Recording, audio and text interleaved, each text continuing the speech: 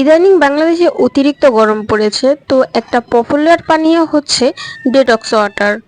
এটা আপনাকে শরীর মন চাঙ্গা করে তুলবে অতিরিক্ত গরম থেকে। তো এটা কিভাবে তৈরি করতে হবে আমি দেখিয়ে দিচ্ছি। ফার্স্টে একটা বোতল, কাচের বোতল হলে বেশি ভালো হয়, যেহেতু আমার কাছে ছিল না তো আমি এই বোতল নিলাম।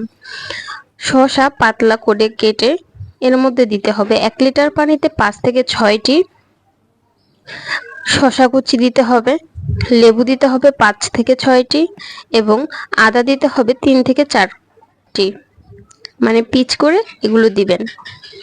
দেন এটাকে একটু ঝাঁকিয়ে আপনি রেখে দিবেন 6 ঘন্টার জন্য।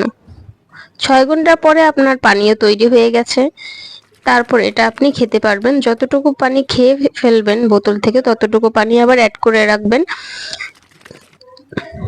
এটা খেলে আপনার শরীর ভালো থাকবে, শরীরের অতিরিক্ত ময়লা নোংরা বেরিয়ে যাবে, শরীর অতিরিক্ত পানি পাবে, পুষ্টি পাবে। তো কেমন লাগলো ভিডিওটা অবশ্যই কমেন্ট করে জানাবেন।